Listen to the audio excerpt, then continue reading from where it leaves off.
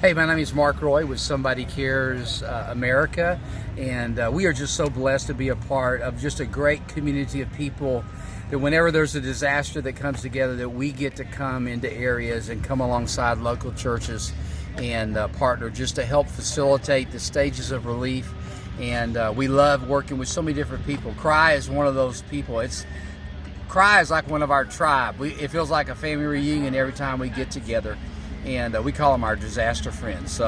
But it's just a great time. But it's amazing to see what can happen with just some of the basic things. When you have someone like Cry does such an excellent job of bringing work crews in, providing meals, and doing work that probably wouldn't get done in the media just because of all the demand on labor that comes in a disaster area. And then we love to get to do what we do, which we come in and do assessments. We begin to always work in partnership, like I said, with local churches. We believe churches are the greatest organization in time of disaster to reach their communities. And that's what our philosophy is. Doug Stringer, we have worked together since all the way back in Hurricane Katrina. And we also, what we do every day is we work in the inner cities of Minneapolis, Minnesota, of Muncie, Indiana, Michael Lynch and Bob Ball. And then I'm from San Antonio. So years ago, we just learned how to cook food and with our barbecue pits. And we were the first people to ever bring barbecue pits into a disaster area. And it's just amazing because we knew the power of food, which was when you can give someone a hot meal, there's always a conversation that can be there. Also, we always try to produce a really high quality meal for them to come. And that's one of the first things that we do. It's kind of like our first playing card when we come into an area, is that we can immediately provide food, whether it be for homeowners or whether it be for volunteers or whether it be for feeding the masses. We just love being able to do that, as well as just helping coach churches through the phases of relief, recovery, and rebuilding of the three stages that we talk about all the time. And then also just being able to minister to people, to pray with them. Even here, this home right here where this lady, her son was in the corner room there.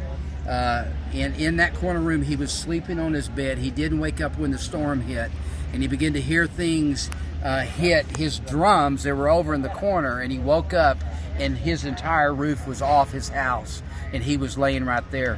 And it's those kind of experiences that people go through that we get to come. I have to say, I was walking down the street and I looked at that lady, and I didn't know it, but I said, that lady owns this house. And I went up to her and said, do you own this house?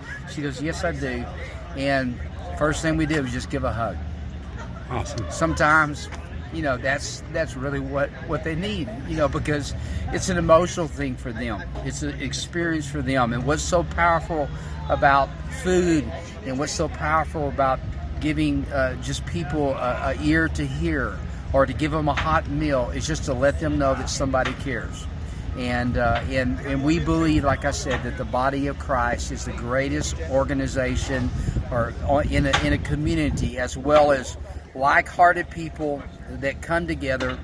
It's never about somebody cares. We don't care if our name's on anything.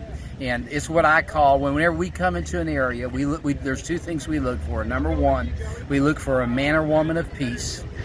And then number two, we look for people that are willing and want to build what I call big K kingdom. It's not about the small kingdoms of a church or a disaster relief ministry, but it's about fulfilling kingdom purpose in a community. And we love partnering with all different types of people.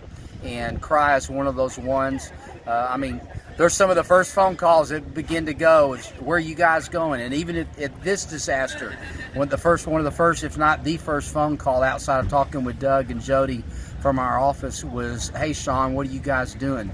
And Sean's first words to me is just, man, let's work together. And we love to do that. We did it, that first time we did was in Joplin, Missouri. And when you find like-hearted people that are just people of love, of compassion, providing good food for people, praying for people, creating a positive atmosphere for volunteers and for the community, that's what it's really all about. So we're blessed to be a part, just to do our little part of what we bring to the game. and it just gets enhanced when no one cares who gets the credit, when no one cares, about this or that, but we just work together for the sake of the kingdom. God can do some amazing things.